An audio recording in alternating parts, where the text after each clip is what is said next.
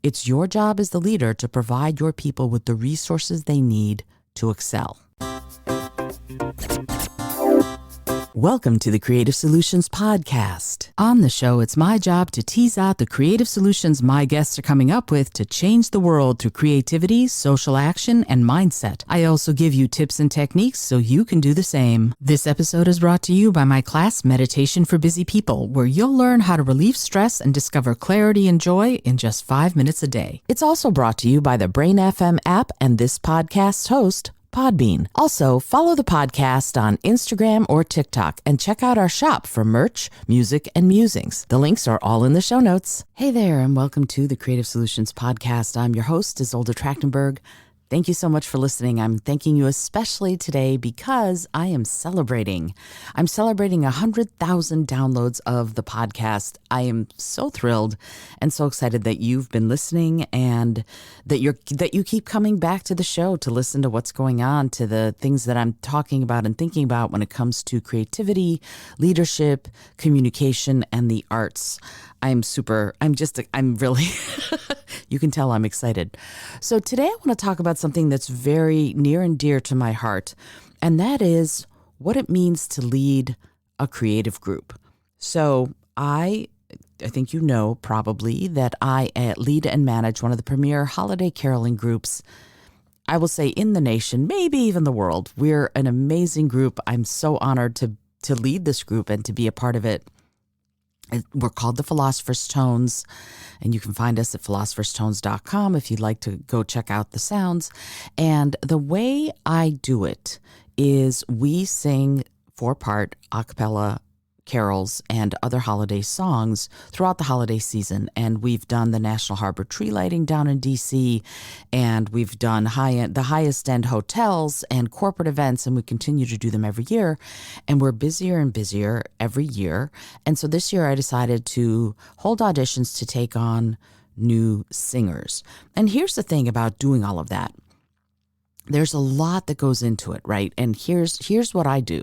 My job as the leader and manager is to take care of all of the agent interactions and the client interactions, all of the marketing. I update the website. I make sure, and that's just that part. And there's a lot more to do on that part, and all the sales and all of that. I also get all of the details and the admin work to my singers, and I also am responsible for making sure that everyone has the music they need, that everyone is well trained as far as being able to rehearse and ready to perform, and knows all the stuff and has all of the resources that they need, plus all of the admin, like where are they going? What time do they have to be there?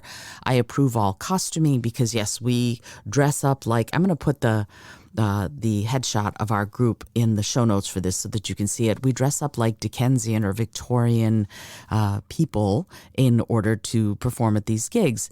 And one of the things that sets us apart from all of the other holiday caroling groups is that most of them they sing, and there's nothing wrong with that. You're being hired to do caroling, you go and you carol, and that's fabulous.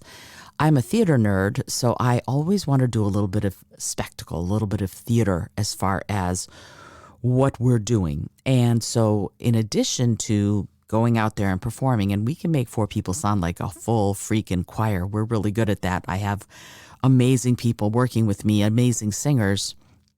Shout out to all of you folks. The Phil Tones are the best. Anyway, so in addition to doing that, the other thing that we do is we're characters. We interact with the audience. We engage them. We ask for requests. We have a lot of fun together. We make people laugh. And that's one of the reasons we get a lot of repeat business. So as the leader, that's all stuff I'm trying to do. In addition to all of the actual singing and admin and marketing, I work with my people on how to be characters up there, how to actually give a real performance as far as a theatrical spectacle instead of just the music. Now, don't get me wrong, just the music is fabulous. There's a lot of incredible music that's been written to be sung around the holiday season. And we don't just do Christmas carols. We do some Jewish music at that time of year, some nature-oriented spirituality music at that time of year. We do a lot of different kind of music to sort of appeal to the various and different kinds of audiences we're going to have. Plus, we sing in various languages. We sing in Latin, we sing in Spanish, we sing in French, we sing in German, in addition to, of course, singing in English. So there's a lot of outreach in that way to engage audiences in lots of different ways. And when we are in front of a primarily Spanish-speaking audience and we sing Pastores a Belén, for example, in Spanish, wow, they're so excited. So we want to, and this is me as a leader encouraging everyone to, in the group, to know these things, to be able to do them, and to be able to perform them in such a way that they are, again, engaging and interacting with the audience instead of just performing for the audience. Not knocking anyone who performs for the audience, that's great, and I'm going for something a little more. And one of the things that means that I have to do is work with my singers to make sure that they have all of the pronunciation right, that even if they don't speak Spanish, for example, that they need to learn how to sing the lyrics in such a way that the people listening, if they're Spanish speakers, are going to be able to understand. And interestingly, a lot of the singers in the group know your German, know your French, know your Italian, but they don't know your Spanish. So we're doing a lot of work on making sure that everyone has those chops, because I don't want to go out there and sing Pastores a Belén. I want to sing Pastores a Belén, right? So I want everything to be as well developed and proficient as possible.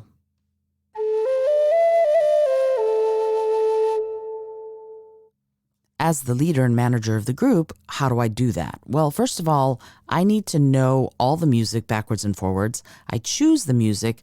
I purchase, a lot of it is in public domain now, but I purchase the sheet music that we need, that we're going to be using, and I arrange some of it. And some of the other singers do too. Some of the other singers arrange music, but they then disseminate it to everybody. So everybody has all of the resources that they need. And then we go over it and we teach it. And it used to be in the tones that we had more people who didn't really read music, who needed to have things plucked out on the piano. And I play piano well enough to be able to pluck things out, but not in bass clef, because I'm primarily a violinist and a soprano, so I don't read bass clef very well. Darn that I didn't learn how to play the piano early in my life. But luckily, we have a professional pianist in the group, and she's able to play the music with all four parts simultaneously if we need it. But Valerie, shout out to you, is able to do that. So that's one of the other things, is that you need to, as the leader, provide the resources, but also provide the opportunity for people to excel, for people to shine. And that means making sure that they know the music, making sure that they're able to sing the music with beautiful blend and polish in a way that's, again, engaging and inspiring and beautifully entertaining to whoever's listening. So that's part of it. The other part of it is, luckily, again, shout out to Valerie Higgs, who, if you listen to the Two Women of a Certain Age podcast that she and I did for a while, she was the other woman of a certain age on the show. Anyway, Valerie also is the musical director of a church choir, and so therefore has access to the church that we rehearse in and that we held the auditions in. Thank you, Valerie. One of the things I recently found out, by the way, is here in New York City, there are places that you can get where you can get free rehearsal space, which blows me away. And I'm ridiculously excited to know that, because right now I'm writing, I finished writing a play called Overheard. I'm in the middle of editing it. And I'm going to be putting it up on its feet, applying for grants, all of that. And in order to rehearsal space can be very expensive, and being able to find a place that is free to use that I can actually sign up for and have, 4 weeks of rehearsal blows me away. It's amazing to have that even a possibility in a city as tightly packed and as incredibly busy as New York City is. So anyway, the Philosopher's Stones, interestingly, are mostly still in DC from when I lived and worked there. And this year I'm going to actually form the New York Tones, and I'm thinking of calling it the New York Tones or the New York City Tones, because I'm going to form the group here and get ready to rock and to roll and to do some gigs here in New York City this year. And I'm going to be looking for singers. So if you're a professional singer and you're listening to this and you work in and out about New York City and you're not union, I don't pay union rates yet, but if you are interested, contact me and we'll get you an audition and see. And that's another thing. Let me get back to that part of it. I had to hold auditions because the DC Tones are expanding, and I needed to get more singers. And so I had to put together the sort of request for people who want to audition. It's almost like an ad, but it's not. And all of the things that you need to know in order to be able to audition for a professional group, and there are a lot of them. And then I had a questionnaire that people had to fill out that told me, the information I needed to know about whether or not they were pros. What is your range? Are you comfortable singing in other languages? Do you have your own transportation? What is your educational level when it comes to being a professional singer?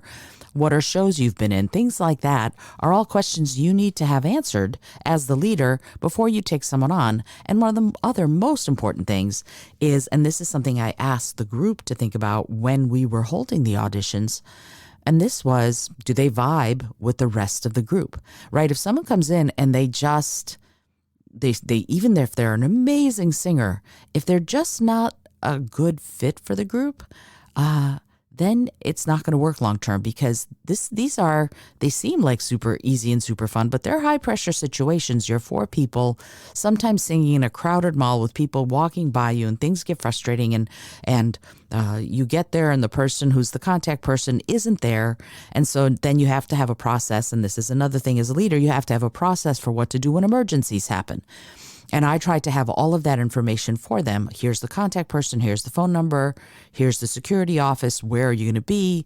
All of that stuff is stuff I as the leader have to do for them in order for them to, again, be able to excel at what they're going to do, which is show up, sing, give a phenomenal performance, leave, and then get paid. Yay. So these are all things that I have to know about the person as they're auditioning. So I don't audition them myself. It's kind of a democracy in the Tones. We were all there and we all auditioned everybody. And then once they auditioned, after everybody had left, we discussed it. And I took everybody's opinion into account. And luckily, everybody else's opinion matched my own. So I was able to go, excellent. Now we've got this core group of 4 new singers we're accepting, and I'm very excited to have them. So now, in some ways, the work really begins, because now I had to get them all the access to all the music they're going to need. We're going to be rehearsing for a solid week in November. In the meantime, they, as professional musicians, know that they need to learn all of these parts. So they need to learn the parts, but then before they learn everything, once they have their sets set up, I need to go over with them all of the quirky things this particular group does in order to get everything set up for themselves, right? For example, some of the words in some of the carols are things like sorrowing, sighing, bleeding, dying. That's not for me, right? So when I sing any kind of holiday music, I want to look at the bright side of things. I don't want to look at bleeding and dying and sorrowing and sighing. I just don't. I don't want to put that out in the world. So, for example, we cut that entire verse out of, I think it's We Three Kings. I don't even remember, honestly, because I think it's We Three Kings. And I went, no, I can't have a verse like that in the middle of what is otherwise a really wonderful song. So we cut it. Right, we cut words, and I'm the one who does that. And there are lyrics in some of these that have which and that used incorrectly, so we changed that too. We changed verses to other songs. Why? Because again, we want to celebrate the season rather than admonishing anybody about anything. So in order for the singers to know what they have to do, I have to have a very clear set of instructions for them, so that they can create their sets in a way that will be incredibly useful and immediately useful. Because here's the thing, I lead and manage the group, but I'm in New York City and they work out primarily of the DC area, doing some traveling, but primarily out of DC. So that means I'm never there to perform. I perform 6 gigs a year for one organization, one place, and that's Nemacolin, which is a resort out in the mountains of western Pennsylvania. I perform for that. Otherwise, I don't perform in DC, and that's one of the reasons I'm setting up the New York branch, the New York City Tones, or however I end up calling it, because I'm going to perform in New York. And I won't be available for weekends, so I'm going to I'm going to find a soprano who can take that on here in New York City. So you see what I'm saying, though? There are so many different aspects of doing this, this leading and managing work. You are responsible to and for the singers. And this is something I told them all at the auditions, and everybody was here to hear it. If something gets messed up, if something goes horribly wrong, ultimately, it's my fault. As the leader, I don't blame my people for what has gone wrong. I take the blame. And they get the credit if things go super well, but I get the blame if things go super wrong. So that's one of the reasons, as their leader and manager, that it is my job to support them in doing everything beautifully. And I have to provide for them the training and teaching, the resources, and also the team building, right? That's one of the things. I don't want it to ever be 4 people singing disparately. I want them to be a cohesive, entertaining, harmonizing, gorgeous unit. That's what I want. So I actually do team building things with them sotto voce, right? I don't do it like, today we're going to team build. We work on things in concert as a team. I love how in concert also means musical, but yeah, in concert. My job is to make sure that they are a team, and it doesn't matter which set of 4 people is going out, because it's not always the same. For example, we are doing on December 2nd, we have 4 separate gigs now. All the different possible permutations of the Philosopher's Tones are going to be at 4 different events, and which is great. I'm very happy to see it, but that means that there's this quartet, this trio, this quartet, this trio. They're all over. And on December 9th, we already have gigs also. Different people are going to be working different things, because some of the singers are already professional soloists with church choirs and have events at their churches, for example. So there's a lot of different stuff that I need to take into consideration. Are there combinations of people that I would not put together? In thinking about it, probably not. I'm pretty good at sussing out people who are not going to be a good fit. And I've been very lucky so far in that I've sussed correctly. And so I will always put a soprano, alto, tenor, and bass together, for example. So we won't often have 2 sopranos, although a lot of our singers are switch hitters. They can sing soprano or alto.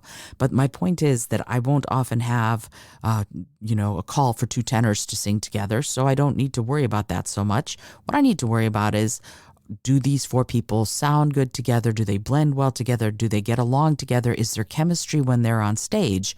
And that's what I'm thinking about. But luckily, I've chosen a team that everybody can work with everybody, really. There are some people who are more introverted, and I probably wouldn't put those introverted people in one quartet together, because then it comes up against, 2 people are extroverted and 2 people are introverted, and the extroverts have to sort of shine more, because the introverts are a little bit more like, I want to sing, but I don't want to engage the audience. So I try to keep it so that there are 3 extroverts and 1 introvert at the most.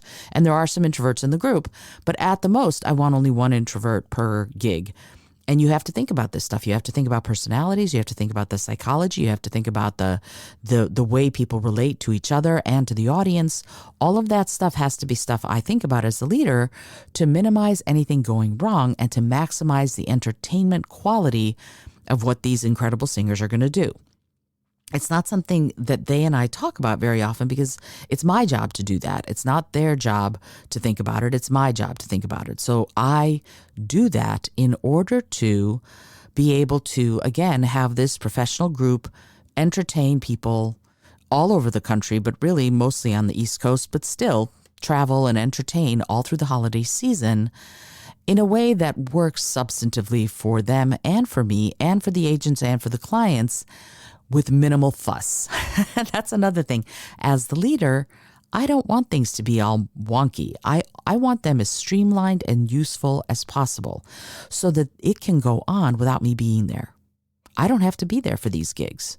Other than Nemacolin, where they request specifically that I am there, I don't need to be there. My singers are great. They know their stuff. They're going to sound amazing. The new people are going to learn their stuff. And another thing, there's going to be no gigs where there isn't at least one veteran performer of the group at the gig, right? Because I'm not there. I designate a leader for each gig, and the leader is going to be a veteran performer. Now, next year, these new singers are going to be phenomenal. I'm not worried about them. They're going to be amazing. They're already incredible singers. I think they're going to be terrific additions to the tones, but I'm not going to throw anyone, into the deep end and go, well, there you go. I'm going to make sure that there is a veteran member of the group at every gig so that they can be the leader. And that's another thing. Take care of your leaders. If you are designating, if you're a leader of a group but you can't be there and you have to designate someone else, make sure that they know that you appreciate them and also appreciate them financially a little bit. And honestly, I can't appreciate them financially very much. I wish I could do more, but anybody who's leading gets a bonus stipend from me. It's out of my pocket for leading. Right. So because they have extra work to do, they have to be there on time. They have to interact with the client or the client's representative, and they have to choose the songs, and they have to figure out what parts of the sets we're going to be in, and they give the starting pitches. They have to do a fair chunk as part of what they're trying to do. So I am very interested in making sure that my leaders feel appreciated, and it rolls downhill. They're going to make the singers feel appreciated. Now, one of the things that will happen is, and I've talked about this on previous episodes, sometimes things go wrong, and I'm always available. Unless I'm singing myself, I leave myself as the leader available to the singers to call me within a couple of hours. So if something goes horribly wrong, you've got 2 hours to call me but right when the gig starts, if I'm gigging myself, I'm not going to take a phone call. Usually my phone is off, and they all know that, right? They know that they have to let me know any emergencies as early as possible. Now, if it's an emergency when it starts, there's sometimes nothing you can do. Stuff happens. But I want to be sure that my singers have everything they need. And I actually was talking to my business coach, and she said to me, well, I certainly hope that you're going to push these gigs a lot this year. And one of the things that I was able to say was, I don't have to push. I market some, but honestly, I don't have to push a lot because we get so much repeat business. Why? Because my people are amazing. They know what they're doing. They're entertaining. They're engaging. They sound gorgeous. They're beautifully dressed in these fun Victorian costumes, and they come in, they're pros, they do the show, and everyone enjoys them, and then they leave. And that is what I want. I do not want anybody to feel like they're suffering. I don't want anybody to feel like, this. I want people to be out there enjoying themselves, engaging the audience, giving a great performance, and then they get paid, and they get paid well. And that's one of the other things. When you can pay your people well, pay your people well. That's so important. Like, one of the things that I was doing an event, and I was talking to a bunch of the people at the event, and they said, this company spoils us. They're always doing these really fun events for us and making us feel wonderful. And I said, that's great that they splurge on you. And the question I have is, do they splurge to you? In other words, putting on huge grand events for your people to celebrate them is great. And also, and I know people say, people don't always want money as the thing. In today's economy, a lot of people want and need money, especially performers, especially creatives. So if you're leading a group of performers or you're leading a group of creatives, share the wealth. And that's the way I look at it. Nobody in my group is unhappy with what they're making. In fact, I've been told that I pay more than other caroling groups, which is awesome. That makes me very happy because I want everyone to feel like they are honored, like I am honoring them. I do honor them. I think they're amazing. And I want everyone to feel that I respect them as performers, as musicians, as professionals. And one of the ways to show that support is to, as often as I can, pay them as well as possible. Sometimes, and the only time I will ever ask anyone to perform for free is for something like a battered women's and children's shelter, which we have done, because, if you're in a shelter around the holidays, my goodness, you probably need some entertainment and some cheering up. And one of the great things about this group is that they're willing to do that. So we've done that. We've performed for free for those kinds and only those kinds of causes. I've had other people go, oh, but we're such a good, no. Unless you are helping defenseless children and women or defenseless animals, no. I know that this is where I draw the line. This is how I, as the leader, sort of go no. And I don't ask them to do it often because they're professionals, they have lives, they have work they need to do. But for these kinds of really great causes, I absolutely will. So if you're leading a creative group of any kind, I could talk about this forever and ever, but if you're leading a group of any kind, you have to remember a couple of things. It's your job as the leader to provide your people with the resources they need to excel. It's your job as the leader to know communication skills well enough to be able to work with your people so that you are building and continue to build an authentic relationship. Know the psychology of groups well enough so that in the group you can see when there are conflicts and how to resolve them, and also how to keep building that team. You need to know how to do that. And I run workshops with companies and organizations on how to build teams, especially how to build teams of creatives and how to build teams of scientists and engineers, because often they're introverts and they don't think about how they could work better together. So these are all things that you can look at as a leader, and then also keep things interesting for your people. Keep things exciting. Keep them learning and growing and trying new things. I introduce new pieces to sing every year, and sometimes they're complicated, sometimes they're just fun, but every year we're learning new pieces and we're adding to our repertoire. We don't rest on our laurels ever. Every year, either new people come in and or new music comes in. So the veterans get to learn new music and get to learn how to build a team in these little subsets with the new people. The new people get to learn all sorts of new stuff. And I get to keep marketing this incredible, amazing singing group to corporate events, high-end hotels, all sorts of organizations that want holiday entertainment but may not know where to look. So, and hey, if you're listening and you want holiday entertainment for your event, you can contact me. The link is in the show notes. But the point is that it's my job as the leader to bring all of this to the group so that they can thrive. If I don't do that, I'm not an effective leader. Because honestly, a leader is only as good as the team they're leading. Full stop. I hope you've enjoyed today's episode.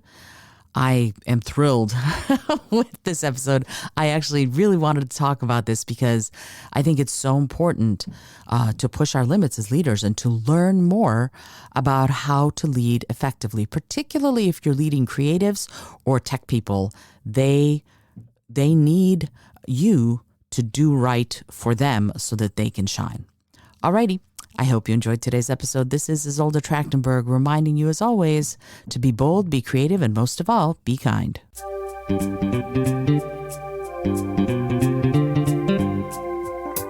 Thank you so much for joining me today. I really appreciate you being here. Please subscribe to the podcast if you're new, and it would mean the world to me if you told a friend about it. Today's episode was produced by Izolda Trachtenberg and is copyright 2023. As always, please remember this is for educational and entertainment purposes only. Past performance does not guarantee future results, although we can always hope. Until next time, keep living what you believe in.